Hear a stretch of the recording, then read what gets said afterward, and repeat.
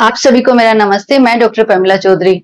तो आज ये जो हमारी चतुर्थ श्रेणी कर्मचारी बोर्ड की के लिए जो हमने मैथ्स की सीरीज स्टार्ट की थी, उस सीरीज का ये हमारा लास्ट लेक्चर है, 13th लेक्चर है। इससे पहले मैं आप लोगों के 12 लेक्चर ले चुकी हूँ और 12 लेक्चर में 12 टॉपिक मैंने कवर करवा दिए हैं और ये आपका लास्ट लेक्चर है। इसके बाद में आपका मैथ्स का सिलेबस कंप्लीट हो जाएगा। एक बार हम देख लेते हैं कि कौन कौन से टॉपिक कवर हो गए हैं। देखो, महत्तम समापवर्त्य हो गया, लघुत्तम समापवर्त्य, एलसीएम हो गया, एवरेज हो गया, प्रॉफिट लॉस हो गया, परसेंटेज हो गया, simple interest, compound interest, ratio proportion, partnership, time and work, time, फिर स्पीड एंड डिस्टेंस, ये सभी टॉपिक हमने डिटेल में डिस्कस कर लिए हैं। और लास्ट हमारा है आंकड़ों का चित्रों द्वारा निरूपण, representation of data through pictures. अब आज वाला जो टॉपिक है, इस टॉपिक में क्या पढ़ेंगे कि जो भी आंकड़े दिए हुए हैं, जो भी संख्याएं दी हुई हैं, उनको पिक्चर्स के थ्रू रिप्रेजेंट किया गया और फिर उसको आपको सोल्व करना है। तो ये भी अच्छा क्वेश्चन है, अच्छा टॉपिक है। और दूसरी चीज ये है कि इसमें एग्जाम में जो क्वेश्चंस आते हैं, तो इसकी थ्योरी से रिलेटेड क्वेश्चंस भी आते हैं। तो कुछ थ्योरी वाले क्वेश्चंस हम डिस्कस करेंगे और कुछ हम जो पिक्टोग्राफ होगा, इसका बार होगा, पाई चार्ट होगा, उन सब के साथ हम लोग डिस्कस करेंगे। हाँ, इसकी लेकिन जैसे हमारा रूटीन रहता है कि हम पहले थ्योरी डिस्कस करते हैं, उसके बाद में कॉन्सेप्ट समझते हैं, फॉर्मूले समझते हैं और फिर हम प्रॉब्लम सोल्व करते हैं। लेकिन आज इसमें थ्योरी में समझाने के लिए कुछ भी नहीं है। मैं जैसे जैसे क्वेश्चन आएगा आपको वहीं पे एक्सप्लेन करते जाऊंगी, जिससे आपको जो इसका सॉल्यूशन है वो अच्छे से समझ में आ जाएगा। फिर इसके जो थ्योरी के क्वेश्चंस आते हैं वो मैंने लास्ट में लिए हैं, जैसे थ्योरी वाला पार्ट भी है जो है वो आपका साथ साथ में हो जाएगा, आप बोर नहीं होगे उस चीज में। ठीक है, तो नेक्स्ट आता है हमारा सबसे पहला क्वेश्चन है। देखो, इसमें इस टाइप के क्वेश्चंस आएंगे आपके पास। देखो, जैसे ऊपर ये वाला क्वेश्चन दिया हुआ है, नीचे दी गई तालिका, तालिका मतलब ये इस टेबल को तालिका बोल रहा है, ये टेबल है हमारे पास। ठीक है, नीचे दी गई तालिका एक कक्षा में विभिन्न विषयों को पसंद करने वाले छात्रों की संख्या दर्शाती है। ये तालिका क्या बता रही है? इस टेबल में दिया हुआ है कि ये तो विषय हैं, ये आपके सब्जेक्ट हैं, मैथ्स है, साइंस है, इंग्लिश है और सोशल स्टडी है। इसमें छात्रों की संख्या दी हुई है कि मैथ्स को कितने स्टूडेंट पसंद करते हैं? 35 लोग।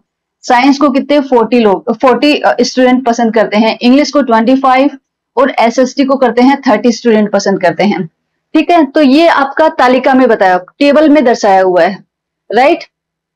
अब इससे रिलेटेड ये तो हमारा क्वेश्चन हो गया, ये यहां से और ये हमारा क्वेश्चन हो गया। अब और आगे ये आगे वाले और क्वेश्चन पूछा है। फर्स्ट क्वेश्चन इसमें पूछा है कि कक्षा में छात्रों की कुल संख्या कितनी है? कक्षा में कुल छात्रों की संख्या कितनी है?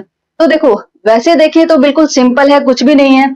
जब आपको पता है कि गणित को पसंद करने वाले 35 हैं, विज्ञान को 40 हैं, अंग्रेजी को 25 हैं और एसएसटी को पसंद करने वाले 30 स्टूडेंट हैं, इसका मतलब है कि क्लास में टोटल स्टूडेंट कितने हैं? तो हम क्या करेंगे, इन सभी सब्जेक्ट को ऐड कर लेंगे, सभी सब्जेक्ट को जोड़ लेंगे, तो हमारे पास टोटल स्टूडेंट आ जाएंगे। ठीक है, तो आप क्या करोगे, इस टाइप वाले क्वेश्चंस जब आएंगे ना, जब क्वेश्चन को हम देखते हैं तो बहुत लेंथी सा, बहुत बड़ा सा दिखाई देता है, तो काफी बार स्टूडेंट क्या करता है कि अरे बहुत लेंथी है, पता नहीं मैं नहीं कर पाऊंगा, छोड़ देता हूँ इसको। ऐसा नहीं है, इस टॉपिक से रिलेटेड जो भी क्वेश्चंस आएंगे, सबसे सिंपल क्वेश्चन इसी टॉपिक से आते हैं। इसीलिए आप उसको कभी भी छोड़ना मत, आप उसको एक बार रीड जरूर करना। और मुझे लगता है कि आप रीड करोगे तो आपको आंसर अपने आप ही आ जाएगा। इसलिए इस टॉपिक से कोई भी क्वेश्चन आए, आप लोग छोड़ना मत, ट्राई करना कि आप लोगों को ये अटेम्प्ट करना है। देखो, इसमें कुछ भी नहीं दिया हुआ, कितना लेंथी क्वेश्चन है। पहले ये अंक तालिका बताई हुई है, फिर इसमें पसंद करने वाले छात्रों की संख्या बताई हुई है कि कौन से सब्जेक्ट को कौन से कितने छात्र हैं, कितने स्टूडेंट हो वो पसंद करते हैं। और फिर एक छोटा सा क्वेश्चन पूछा है। क्वेश्चन क्या पूछा है? बिल्कुल छोटा सा, कक्षा में छात्रों की कुल संख्या कितनी है? तो आप क्या करो, इन सभी को ऐड कर दोगे। छात्रों की कुल संख्या कितनी होगी? गणित पसंद करने वाले छात्र प्लस विज्ञान पसंद करने वाले छात्र प्लस अंग्रेजी पसंद, ये सब आपको लिखने की जरूरत नहीं है, क्योंकि वहां पे तो आपके ऑप्शंस आएंगे ए बे से द, ABCD, आपको तो जस्ट टिक करना है। तो आप क्या करोगे, आपको सिर्फ ये करना है 35 प्लस 40 प्लस 25 प्लस 30, 0 4 4 8 9 10 और 13, 130 स्टूडेंट। कितने स्टूडेंट हो जाएंगे? 130 स्टूडेंट हो जाएंगे टोटल। सिंपल है क्वेश्चन, देखने में बहुत भारी भरकम लग रहा है बट क्वेश्चन देखो कितना सिंपल है। इस टॉपिक से रिलेटेड सारे क्वेश्चंस ऐसे ही होते हैं। जैसे ये देखोगे, एक बार देखते ही आपको लग रहा है कि कितना बड़ा और कैसे क्या होगा। बहुत सिंपल है, एक बार देखो क्वेश्चन क्या है। नीचे दिया गया पाई चार्ट, देखो ये एक पाई चार्ट होता है, इसको पाई चार्ट बोलते हैं। पाई चार्ट में क्या होता है कि एक सर्किल दे के रखते हैं, ठीक है। सर्किल होता है और उस सर्किल के इन्होंने पार्टीशन किए होते हैं। जैसे ये इसका सेंटर है, ये इसका केंद्र है, सेंटर है, ठीक है। अब इस सर्किल को इन्होंने 4 पार्ट में डिवाइड किया है। जैसे ये वाला जो कलर है, ये वाला जो कलर है, इसको इन्होंने ए के लिए रखा है और ए की वैल्यू बताइए 40%। फिर ये जो ब्लू वाला है, ये जो ब्लू वाला है, इसको इन्होंने पार्टीशन बोला है बी का, ये बी का पार्टीशन है, राइट। बी की कितनी परसेंटेज है? 30%। फिर ये हो गया हमारा सी का, ये वाला कलर, और फिर हो गया डी का, ठीक है। आप ये भी देखोगे, जैसे डी का सबसे कम है तो इसीलिए इसका जो पोर्शन है वो भी सबसे कम है। फिर सी का डी से बढ़ रहा है तो इसीलिए डी के कंपैरिजन में सी का पोर्शन भी देखो ज्यादा है। फिर सी से ज्यादा बी का है, ये 20% है, ये 30% है, इसलिए इसका जो कर्व बड़ा है ये भी सी से ज्यादा बड़ा है। और फिर बी से ज्यादा ए का है तो ए का कर्व देखो सबसे ज्यादा बड़ा है, राइट। तो ऐसे ही बनाते हैं पाई चार्ट। कभी कभी क्या होता है क्वेश्चन में आपको पाई चार्ट बनाने के लिए भी दे देते हैं, राइट। तो पाई चार्ट बनाने में कुछ नहीं है, एग्जैक्ट आपको नहीं बनाना होता है कि एग्जैक्ट मुझे इतना लेना है या इतना लेना है। बस आपको ये ध्यान रखना है कि जो कम से कम है 10 है तो उसका सबसे छोटा एरिया होना चाहिए। उससे आगे 20 आता है तो 20 का 10 वाले से थोड़ा बड़ा होना चाहिए। फिर अगर 30 आता है तो 30 का 20 वाले से बड़ा होना चाहिए। और जब 30 के आगे 40 वाला आता है तो 40 वाला 30 से थोड़ा बड़ा होना चाहिए और पूरा का पूरा एरिया कवर होना चाहिए। बस ये 2 चीजें ध्यान में रखनी है। तो ये हमारा पाई चार्ट है, ठीक है। अब अभी क्वेश्चन पढ़ते हैं क्या है। नीचे दिया गया पाई चार्ट है, ठीक है। एक चुनाव में 4 उम्मीदवारों द्वारा प्राप्त मतों को प्रतिशत को दर्शाता है। इसका मतलब ये पाई चार्ट क्या दर्शा रहा है कि कोई चुनाव हुआ था और उस चुनाव में 4 उम्मीदवार खड़े हुए थे। कौन कौन? ए, बी, सी और डी, ठीक है। 4 उम्मीदवार खड़े हुए, ए बी सी डी। ए को वोट मिले, ए को कितने वोट मिले? ए को मिले 40%। बी को कितने मिले? बी को मिले 30%। सी को मिले, सी को कितने? 20%। डी को कितने मिले? डी को मिले 10%, ठीक है। सबका अलग अलग परसेंटेज बता दिया। बाकी क्या है, परसेंटेज में आप देखोगे तो टोटल परसेंटेज कितना होता है? 100। तो 30 + 40 70, फिर 90 और फिर 100, टोटल कितना है? 100% है, ठीक है। ये आ गया। अब आगे क्वेश्चन क्या है, हमने पाई चार्ट को समझ लिया है कि पाई चार्ट में क्या दिया हुआ है, ठीक है। अब इसने क्वेश्चन पूछा है, यदि डाले गए कुल वोटों की संख्या 500 थी, जो अगर इन सबको मिला के देखे ना तो जो टोटल वोट पड़े थे वहां पे, जो टोटल वोट डाले गए वो कितने हैं? 500 हैं। तो उम्मीदवार ए को कितने वोट मिले? हमें तो पाई चार्ट में दिखाया हुआ है कि ए को कितने मिले? ए को मिले 40%। ए को 40% मिले। तो 40% किसके 40%? जो कुल डाले गए वोट हैं उन्हीं का तो 40% होगा।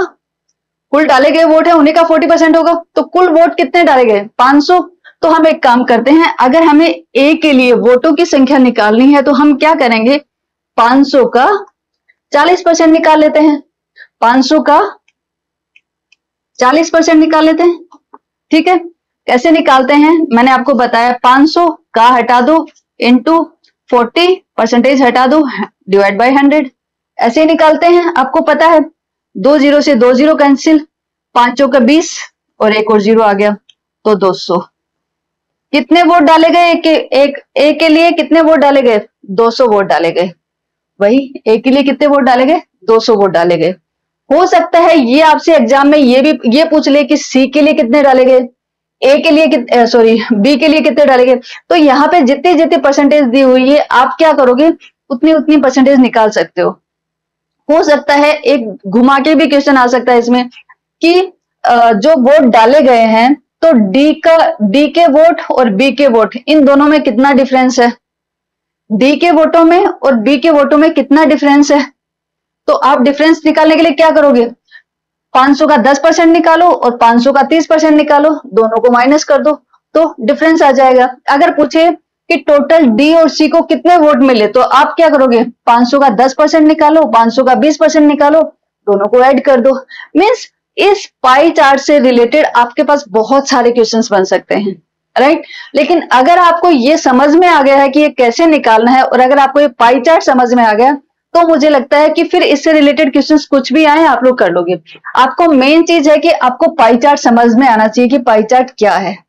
और फर्स्ट अगर ये वाला क्वेश्चन आपने सोल्व कर लिया है तो फिर मुझे लगता है फिर जो भी पूछेगा आप निकाल दोगे। ओके, अब हम चलते हैं नेक्स्ट पे।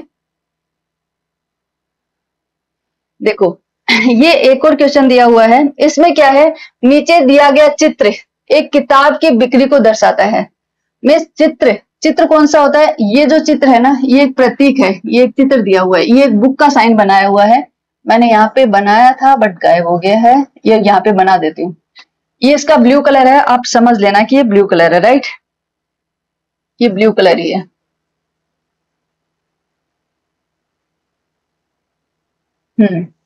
ठीक है।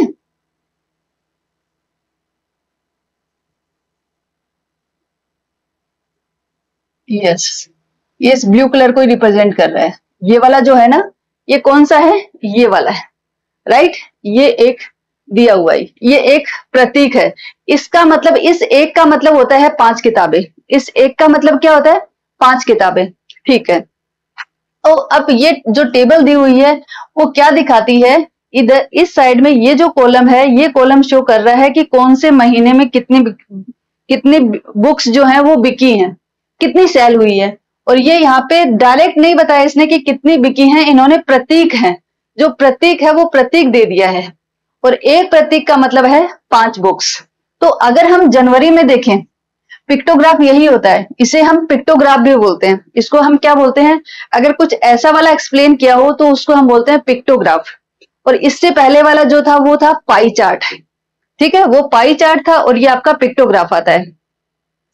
पिक्टोग्राफ में देखो क्या है, एक का मतलब यहाँ पे दिया है इसने कि एक चित्र का मतलब है 5 किताबें, इसका मतलब है 5 किताब ये, 5 ये, 5 ये, 5 ये, 5 ये, 5 ये और 5 ये, कितनी हो गई, 5 छिक 30, 5 10 15 20 25 और 30। तो कितनी बुक्स हो गई, जनवरी में कितनी बुक्स बिकी, जनवरी में बिकी इसकी 30 बुक, ठीक है। फरवरी में कितनी बिकी, 5 5 पचम 25 बुक। और मार्च में कितनी है, 6 और 7 बुक हैं। तो कितनी कितनी बुक बिकी इसकी, 5 गुणा 7 35 बुक बिकी इसकी। जनवरी में 30 बुक बिकी, फरवरी में 25 बिकी और मार्च में इसकी 35 बुक बिकी। तो जब भी पिक्टोग्राफ आता है तो आप इसमें जब भी जो भी कोई सिंबल दिया हो उस सिंबल की पहले वैल्यू देख लेना। जैसे इस सिंबल की वैल्यू यहाँ पे है 5 किताबें, ठीक है। कहीं ऐसा ना हो कि आप इस चीज को इग्नोर कर दो तो आप देखो कि अच्छा जनवरी में इसने कितनी बुक्स पढ़ी, इसने 6 बुक्स पढ़ी। नहीं, ये बुक्स नहीं है, ये प्रतीक है, ये सिंबल दिए हुए इन्होंने, राइट। तो अभी आगे क्वेश्चन क्या है वो पढ़ लेते हैं। अभी इसने इससे रिलेटेड 3 क्वेश्चन पूछे हैं। सबसे पहला क्वेश्चन है इसका, सबसे अधिक किताबें किस महीने में बिकी। सबसे अधिक किताबें कौन से महीने में बिकी, मार्च में बिकी। मार्च में कितने बिकी, 35। तो इसका आंसर हो जाएगा मार्च। नेक्स्ट, मार्च में कितनी किताबें बिकी, मार्च में हमारी बिकी 35, ठीक है। नेक्स्ट क्वेश्चन क्या है, फरवरी और जनवरी में कुल कितनी किताबें बिकी। फरवरी और जनवरी में कुल किताब कितनी बिकी, फरवरी में बिकी हमारी 25 और जनवरी में बिकी हमारी 30। तो कितनी हो गई टोटल, 55। मीन्स जो पिक्टोग्राफ वाले जो क्वेश्चंस आते हैं इसमें अगर आपने इस पिक्टोग्राफ को एक बार समझ लिया, इजी है, एक बार समझ लिया है तो उससे रिलेटेड जो क्वेश्चंस आते हैं ना वो सिंपल आते हैं, वो आप लोग कर लोगे। बस मेन होता है आपको कि इसको समझ में आना चाहिए। और मैंने एक बार आपको समझा दिया, आई डोंट थिंक कि आप लोगों को कोई प्रॉब्लम होगी, आप लोग कर लोगे, सिंपल है। नेक्स्ट, ये है बार ग्राफ। नीचे दिया गया बार ग्राफ एक विद्यालय में 4 विषय के अंकों को दर्शाता है। देखो यहाँ पे एक्चुअली एक टेबल दी हुई है, बार ग्राफ तो इन्होंने प्रॉपर नहीं दिया है। बार ग्राफ का मैं आपको एक अलग से क्वेश्चन समझाऊंगी कि बार ग्राफ को कैसे रिप्रेजेंट करते हैं। एक इस तरीके से आप बार ग्राफ को रिप्रेजेंट कर सकते हो, जैसे मैं पहले ये बता देती हूँ। देखो यहाँ पे क्या दिया है, मैं अंकों के दर्शाता 4 विषयों के अंकों को हाँ, मतलब इसमें ये बताया है कि गणित में कितने अंक आए, 50 अंक आए। विज्ञान में कितने आए, 45 अंक आए। हिंदी में आए 35 अंक आए और अंग्रेजी में आए 40 अंक। ठीक है, ये तो इन्होंने लिखे हुए हैं, डायरेक्ट अंक लिख दिए हैं।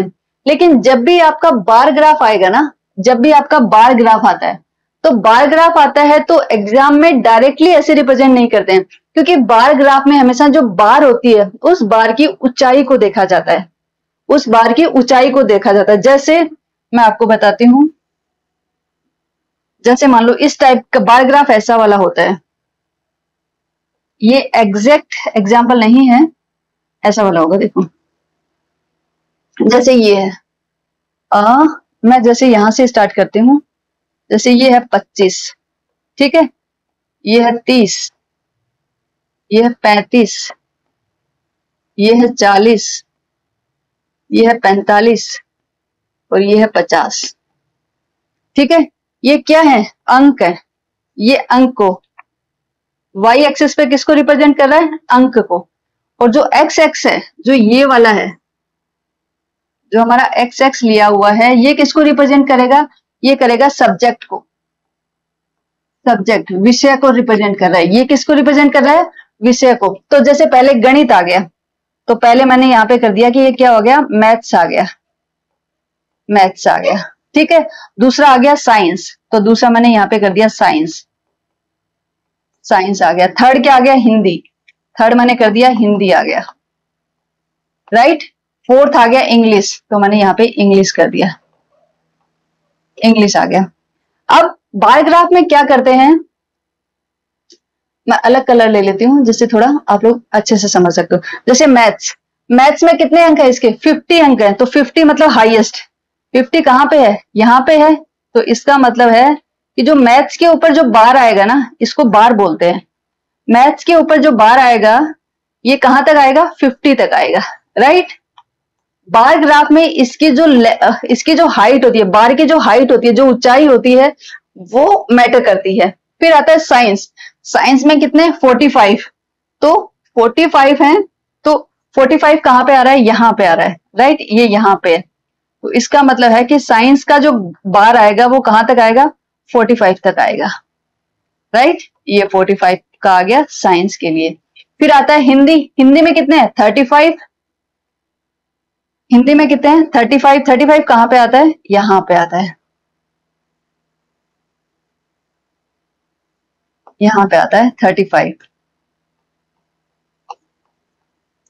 फिर आता है इंग्लिश, इंग्लिश में कितना, 40, इंग्लिश में कितना है, इंग्लिश में है 40, 40 कहां तक आता है, यहां तक आता है।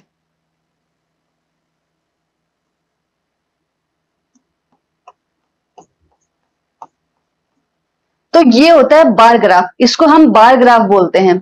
अब बार ग्राफ में क्या करते हैं कि इसकी ऊंचाई जो है वो हमें वैल्यूज बताती है, ठीक है। तो अब जैसे सबसे पहले पूछा इसने, किस विषयों में सर्वाधिक अंक प्राप्त हुए, जिसकी सबसे ज्यादा हाइट है उसी में सबसे ज्यादा अंक प्राप्त हुए। सबसे ज्यादा हाइट किसकी है, मैथ्स की, तो इसका आंसर आ जाएगा मैथ्स, ठीक है। नेक्स्ट है गणित और विज्ञान में कुल कितने अंक प्राप्त हुए, गणित और विज्ञान में कितने, 45 और 40 हुए, सॉरी 50 और 45 हुए, 95, ठीक है। नेक्स्ट है सबसे कम अंक किस विषय में है, सबसे अंक किस में है, हिंदी में है, हिंदी में है, ठीक है। तो इसमें यही है कि एक बार अगर आपने जो क्वेश्चन दिया हुआ है, अगर क्वेश्चन आपको समझ में आ गया है, इट मीन्स आप क्वेश्चन सोल्व कर लोगे, बस आपको समझ में आने की देरी है। अगर समझ में आ गया, अगर आपका जो बार ग्राफ है ऐसे नहीं दे के रखें, ऐसे दे के रखें तो भी कोई प्रॉब्लम नहीं है, इनको समझने की कोशिश मत करना, ये कुछ नहीं है, ये हाइट में डिफरेंस बताया है, लेकिन हमें यहाँ पे वो चीज क्लियर नहीं है। इसका कहने का मतलब है कि यहाँ पे इसकी जो बार की हाइट है वो सबसे ज्यादा है, उससे कम इसकी है, उससे कम इसकी है और सबसे कम इसकी है। बट हम यहाँ पे उसको रिकॉग्नाइज नहीं कर पा रहे हैं क्योंकि मैंने उस टेबल को श्रिंक कर दिया है, तो इसलिए हम उसको रिकॉग्नाइज नहीं कर पा रहे। तो फिर मैंने क्या किया, आपको बार ग्राफ ऐसे बना के बता दिया है। आई होप आप लोगों को समझ में आ गया होगा। अगर समझ में नहीं आया तो एक बार रिवाइंड करके आप लोग दोबारा देख सकते हो, ठीक है।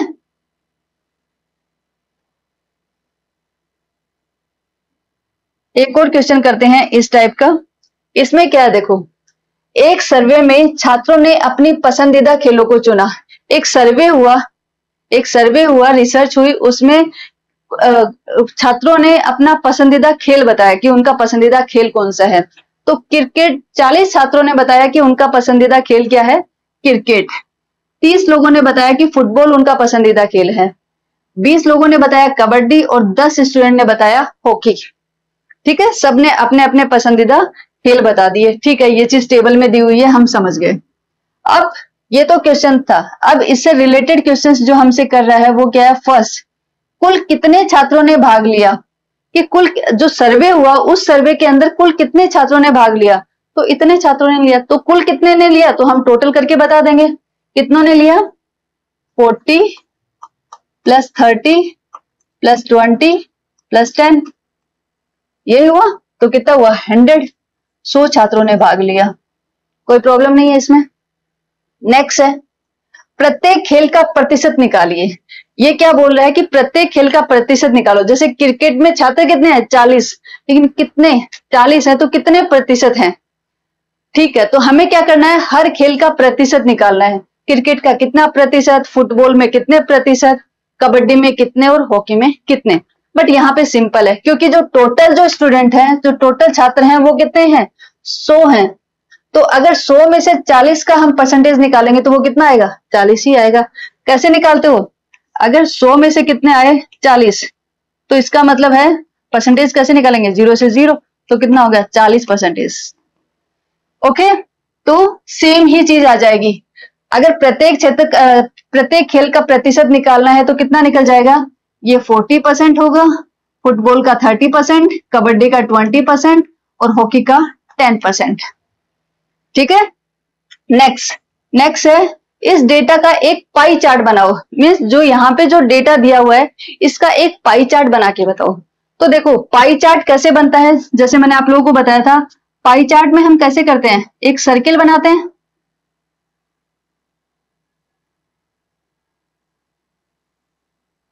सबसे पहले एक सर्किल बनाते हैं, ठीक है। सर्किल में क्या, सर्किल का एक सेंटर होगा, ठीक है। उस सेंटर से हम क्या करते हैं, एक लाइन सेंटर से पास होती हुई ड्रॉ करते हैं। ये लाइन मैंने ड्रॉ कर ली। इसका मतलब है कि इस लाइन के इधर वाला भी 50% होगा और इधर वाला भी 50। लाइन बीच में है ना, तो इसका इधर वाला भी 50% होगा और इधर वाला भी 50% होगा। ठीक है, अब देखो क्रिकेट में कितना है, 40 और हॉकी में है 10। तो ये 50 एक साइड में ले लेते हैं, ये दोनों 50 एक साइड में ले लेते हैं। तो क्रिकेट में है 40 और हॉकी में है 10। तो क्रिकेट में ये जो पार्ट है ये हम क्रिकेट को दे देंगे 40%। एक इसको दे देंगे, क्रिकेट को दे देंगे, क्रिकेट, ये क्रिकेट का पार्ट हो जाएगा। ये जो पार्ट है ये किसका हो जाएगा, क्रिकेट का पार्ट। और ये 10%, ये 10% किसका हो गया, हॉकी का, हॉकी का। आप चाहो तो इसको अलग कलर भी दे सकते हो। आप चाहो तो इसको अलग कलर भी दे सकते हो कि इसको दूसरा कलर दे दिया, इसको दूसरा कलर दे दिया। ठीक है, अब इस जो अब बाकी का 50% बचा उसमें कौन कौन आएगा, फुटबॉल और कबड्डी। ठीक है, कितना आएगा, फुटबॉल और कबड्डी। तो देखो अपन को पता है कि इतना तो कितना होता है 10%, तो हम थोड़ा सा इससे ज्यादा कर देते हैं। तो ये हो गया 20%। ये कितना हो गया, 20%। 20% किसका है, कबड्डी का। तो ये हो गया कबड्डी का, कबड्डी का हो गया। और जो बाकी का 30% बचा ये किसका हो गया, फुटबॉल का, फुटबॉल, ये बचा फुटबॉल का। ठीक है, तो ऐसे करके आप लोग पाई चार्ट भी इसका बना सकते हो, अलग अलग कलर ड्रॉ कर सकते हो इसमें। नेक्स्ट आता है, यदि हॉकी खेलने वालों की संख्या, हॉकी खेलने वालों की संख्या कितनी है? 10। यदि हॉकी खेलने वालों की संख्या दोगुनी हो जाए, दोगुनी हो जाए मीन्स कितनी हो जाए? 10 है, 10 की दोगुनी कर दो तो कितनी हो जाएगी? 20। 20 हो जाए तो अब सबसे कम पसंदीदा खेल कौन सा होगा? तो अब सबसे कम पसंदीदा खेल कौन सा होगा? पहले तो 20 ये था, अब 20 ये भी 20 हो गया, तो अब सबसे कम पसंदीदा खेल दो हो जाएंगे, कबड्डी और हॉकी, क्योंकि दोनों की वैल्यू क्या आ गई? इसकी भी 20 है और इसकी भी 20 है, तो सबसे कम पसंद किए वाले खेल कौन से हो जाएंगे? कबड्डी और हॉकी दोनों। ओके, अब हम चलते हैं नेक्स्ट पे। अब हम चलते हैं नेक्स्ट पे।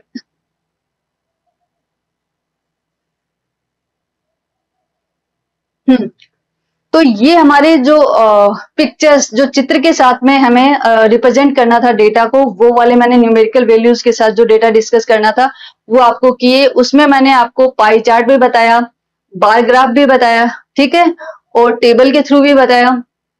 अब हम करेंगे कुछ थ्योरी वाले क्वेश्चंस जो कि डायरेक्ट पूछे हुए हैं कुछ एग्जाम में, तो ये थ्योरी वाले हैं, तो एक बार जस्ट इसको पढ़ लेते हैं।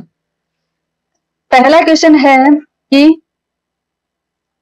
चित्रात्मक, मतलब चित्र से बनाया हुआ, चित्रात्मक निरूपण का उद्देश्य क्या होता है? मतलब किसी भी जो हम डेटा है उस डेटा को हम चित्र के रूप में दर्शा रहे हैं, तो उसका क्या उद्देश्य है? सबसे पहला है जटिल आंकड़ों को छुपाना। नहीं, हम कोई भी आंकड़ा उसमें छुपाते नहीं है। आंकड़ों को रोचक बनाना, हाँ ये भी हो सकता है कि रोचक बना रहे हैं। आंकड़ों को समझने योग्य बनाना, yes this is the main purpose, ये हमारा मेन पर्पज होता है कि आंकड़ों को समझने योग्य बनाना, ठीक है। गणना करना, गणना तो करते ही हैं, लेकिन जो हमारा मेन, देखो ये चीज गलत लिखी हुई है, ये भी ठीक है, ये भी ठीक है, बट जब तीन चीजें ठीक है तो उसमें जो सबसे ज्यादा ठीक होती है वही हमारा आंसर होगा। तो सबसे ज्यादा जो सही हमें लग रहा है वो है आंकड़ों को समझने योग्य बनाना, क्योंकि अगर जो आंकड़े हैं अगर वो हम टेबल के थ्रू बता देते हैं तो वो एक नजर में पता चल जाता है कि यस क्रिकेट को इतने लोग पसंद कर रहे हैं, हॉकी को इतने पसंद कर रहे हैं, मीन्स हमें थ्योरी पढ़ने की जरूरत नहीं है, हमें सिर्फ देखने की जरूरत है, राइट। तो इसका जो मेन उद्देश्य है वो यही है कि आंकड़ों को समझने योग्य बनाना। नेक्स्ट है इसका, निम्न में से कौन सा चित्रात्मक निरूपण का उदाहरण है? कौन सा उदाहरण है इसका?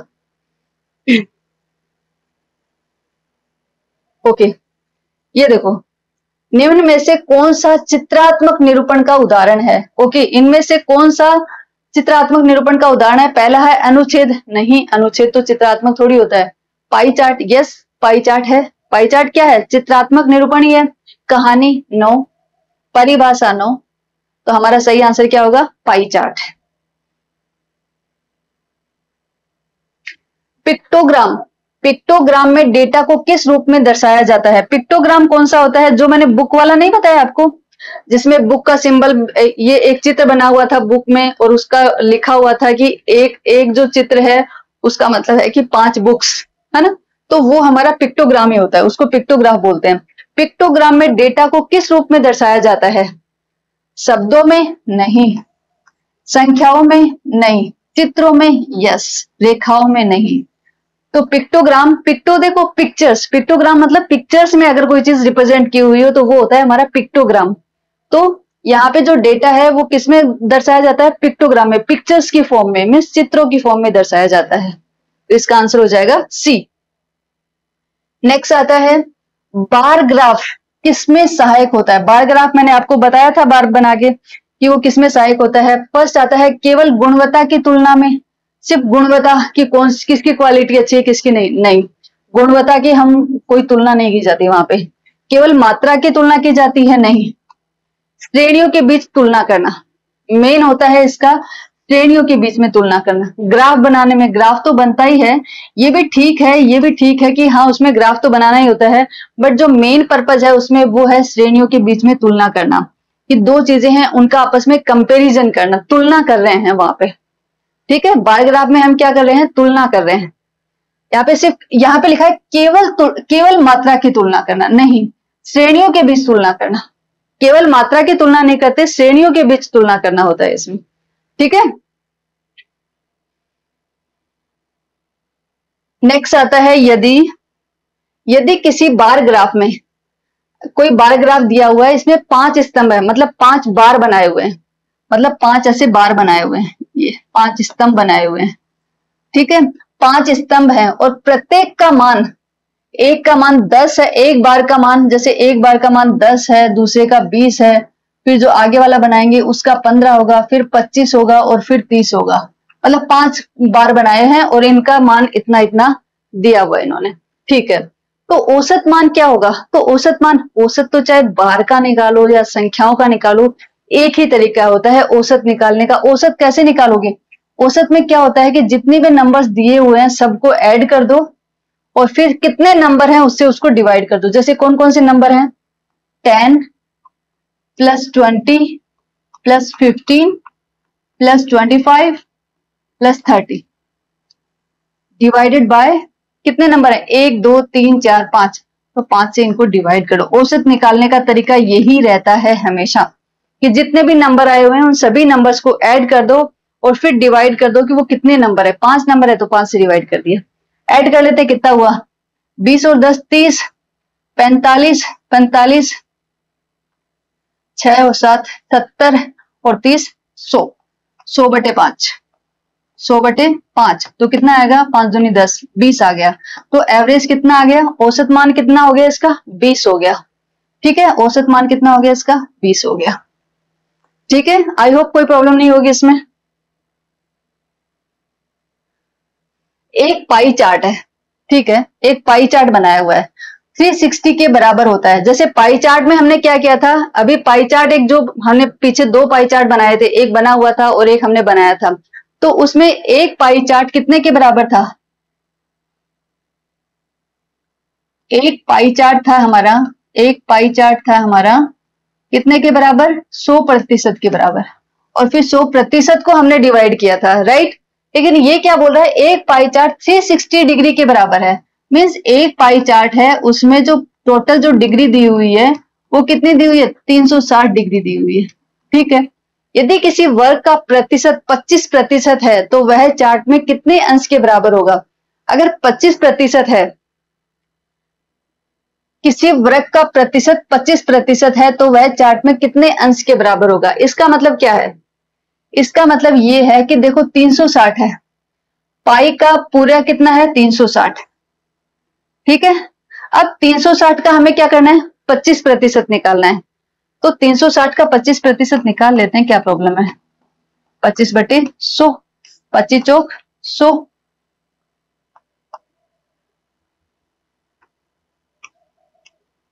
90, तो कितना हो गया? 90, 90 डिग्री। कितना हो गया? 9 चौक 36, 90 डिग्री। आंसर ए नहीं, सॉरी, इसमें ए नहीं, इसका आंसर आएगा बी, बी आएगा, ठीक है। इसका आंसर क्या आएगा? बी आएगा, क्योंकि देखो इसने क्या कहा है कि एक पाई चार्ट है, ये जो पूरा पाई है, इस पूरे पाई को हमने कितने में डिवाइड किया है? ये पूरा पाई कितने के बराबर है? 360 डिग्री के बराबर है, 360 डिग्री के बराबर है। तो बताओ कि इसमें 25% है, वो कितने के बराबर होगा? तो 360 का 25% निकाल लेते हैं। देखो जैसे हम प्रतिशत निकालते हैं वो किसी संख्या का निकालते हैं। आप इस चीज में कंफ्यूज मत होना कि इसके ऊपर तो डिग्री लगा हुआ है। डिग्री लगा हुआ है तो ठीक है, प्रतिशत निकाले हो तो डिग्री को एक बार साइड में रख दो। अगर प्रतिशत निकाले हो तो डिग्री को एक बार साइड में रख दो और 360 का 25% निकाल लो। आपको क्या निकालना है? 360 का 25%। कैसे निकालते हैं मैं आपको पहले ही बता चुकी हूँ। 360 का मीन्स गुणा 25%, 25% को हटाया तो बटे 100 आ गया, 25 चौक 100, 4 हो गया, 4 9 36, 90, तो कितना आ गया? 90। इसका मतलब हुआ 360 डिग्री का 25% कितना हुआ? 90 डिग्री, क्योंकि ये डिग्री में है तो ये भी कितना हो गया? 90 डिग्री, राइट। तो ये कितने के बराबर होगा? 90 डिग्री के बराबर होगा। नेक्स्ट है, यदि एक चित्र में एक पुस्तक का प्रतीक 5 किताबों को दर्शाता है, ठीक है। कोई एक पिक्टोग्राम दिया हुआ है, पिक्टोग्राम दिया हुआ है, उसमें एक पुस्तक का प्रतीक है, मीन्स एक बुक का प्रतीक बनाया हुआ है, ऐसे एक कोई बुक बनाई हुई है, ठीक है। उस बुक का मान है, उसकी वैल्यू है 5 बुक्स। ठीक है, इस एक का मतलब है 5 बुक्स। ठीक है, तो 25 किताबों को दिखाने के लिए कितने चित्रों की आवश्यकता होगी? तो हमें कितनी दिखानी है? 25 बुक्स दर्शानी है, 25 बुक्स बतानी है हमें। अब ये बताओ कि जो एक बुक होती है,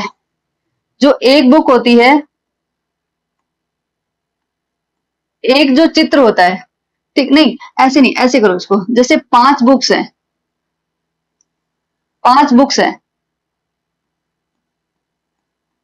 5 बुक्स का कितना चित्र होता है? एक चित्र होता है, तो 25 बुक्स का कितना होगा? 25 को 5 से भाग दे दोगे, 25 बुक्स का चित्र कितने होंगे?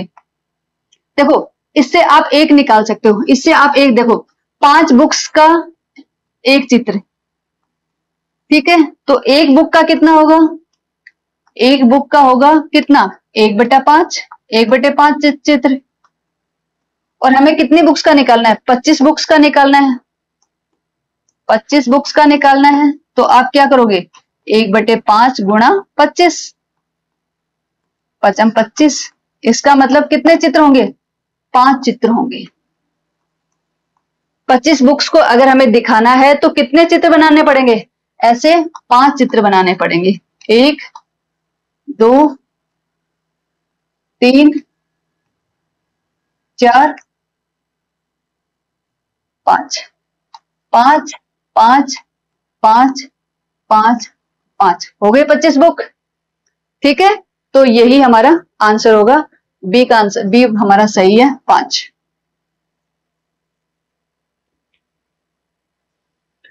एक चित्रात्मक तालिका में, ये क्या है? एक चित्रात्मक तालिका में आधे चित्र का क्या तात्पर्य है?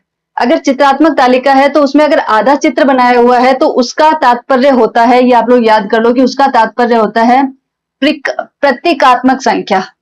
आधे व्यक्ति नहीं, एक के 2 भाग नहीं, अज्ञात संख्या नहीं। अगर आधा चित्र बनाया हुआ है तो उसका मतलब होता है प्रतीकात्मक संख्या। ठीक है, that is the answer. Next है हमारा एक पाई चार्ट में, ठीक है, एक पाई चार्ट में 4 क्षेत्र हैं। एक पाई चार्ट बनाया हुआ, उसमें 4 क्षेत्र बनाए हुए हैं, 90 डिग्री, 120 डिग्री, जैसे एक ये पाई चार्ट ले लिया, ठीक है, ये इसका सेंटर ले लिया, एक बना लिया 120 डिग्री, 120 डिग्री, एक बना लिया 90 डिग्री, दूसरा भी कौन सा क्या बना लिया? 90 डिग्री, ये भी 90 डिग्री, ये भी 90 डिग्री और ये 60 डिग्री। 4 पार्ट बना लिए। किस क्षेत्र में सबसे अधिक आंकड़े दर्शाए गए हैं? तो सबसे अधिक कौन से में है? 120 वाले में है।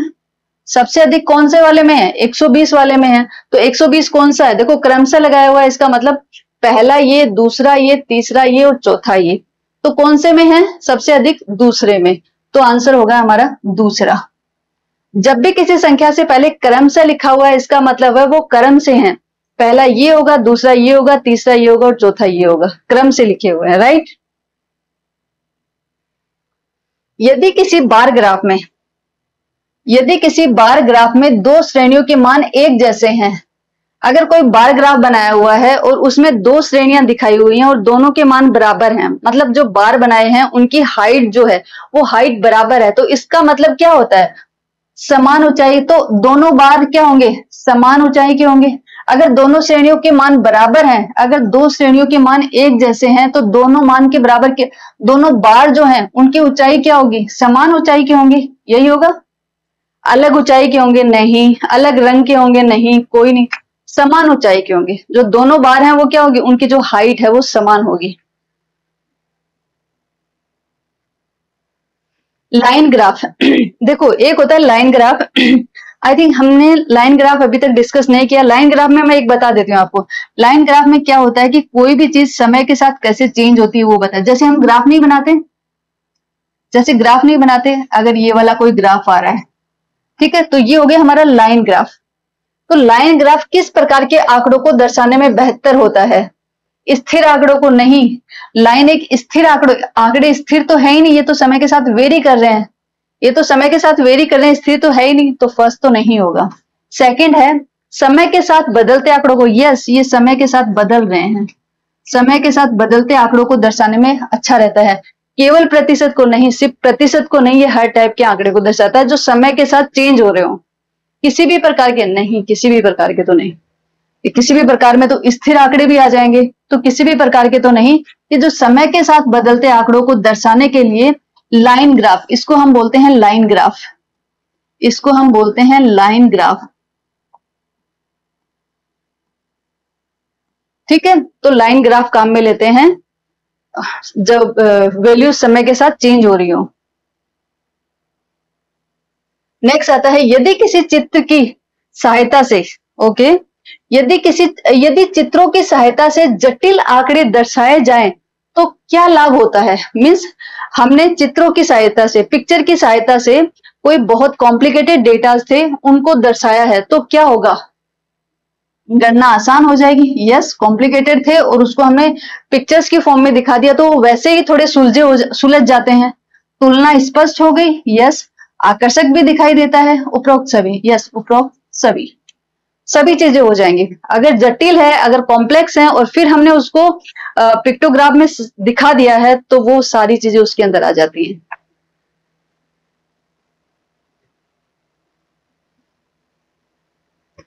यस, तो ये था हमारा लास्ट टॉपिक। आज हमने जो ये सीरीज है, ये सीरीज हमने कंप्लीट की है, पूरा सिलेबस कंप्लीट करवा दिया है मैंने। अभी नेक्स्ट मेरा प्लान ये है कि जो प्रीवियस 10 इयर्स में जो क्वेश्चंस आए हुए हैं, जो आपके सिलेबस से रिलेटेड हैं, मैं चाहती हूँ उनके जो एमसीक्यूज हैं उनकी मैं क्लास आप लोगों के सामने लेके आऊं।